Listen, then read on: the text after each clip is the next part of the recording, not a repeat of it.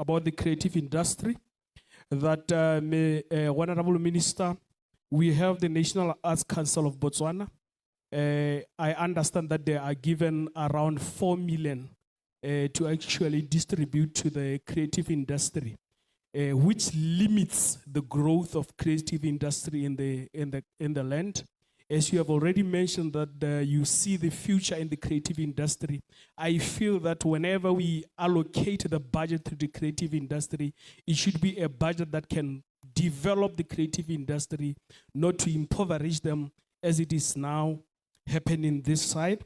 Because, for example, they will actually put up a call for applications for the grants to say they are funding each and every project with 300,000. But at the end of the day, when you put forward your proposals, you will only be funded by 10,000, and then you become so demoralized and not continue with the project that you want to do. Thank you. In particular, about the National Arts Council, that the 4 million Pula grant is inadequate, and that an entire nation cannot pin its hopes on a meager 4 million grant and expect that the creative sector will do magic for us. Let me step back a little bit.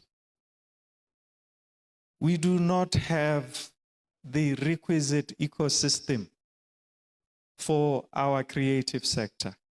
We need to get it right at all levels. We have great facilities in the form of Botswana Television. If we are serious, Botswana Television is a conduit through which we can export our culture if we structured it properly and if we structured how we do things there. We have talked about digitalization.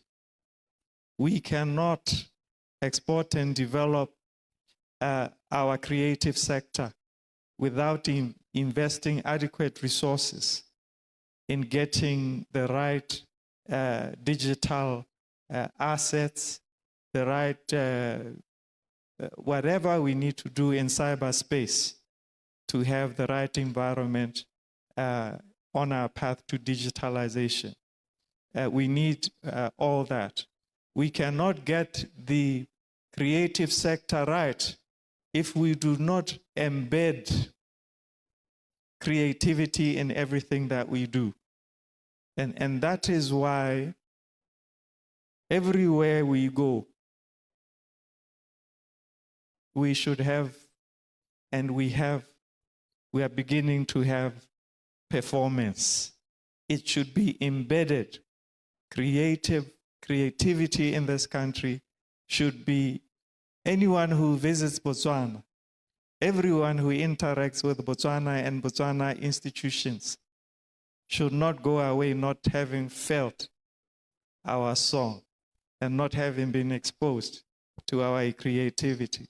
So it is at many levels that we need to be developing the creative sector. There are many other levels, including our funding institutions. If you look at our funding institutions, whether it's the BDC or CEDA, you almost fill the same forms, application forms. You are always, you almost as if you're expected to present the same business cases. You know, creative people, they do things differently. The way our funding is structured, almost everything is expected to be funded through loan capital. And everyone knows that the creative sector is a very different type of sector. It cannot be properly funded through a loan structure. Creativity takes time.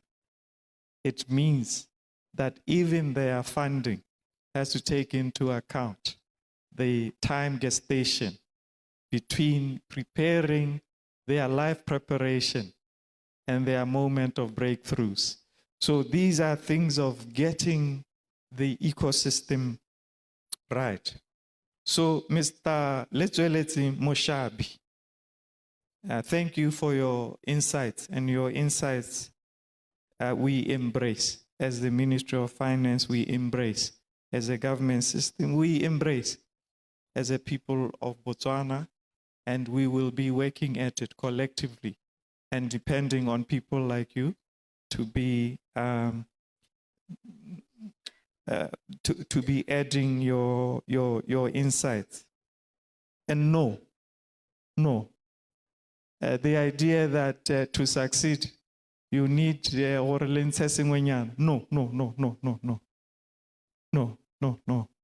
Going forward, we are looking for a Botswana where you will be judged on merit, on content, on diligence. This Botswana will be the paragon of fairness, and that we are committed to.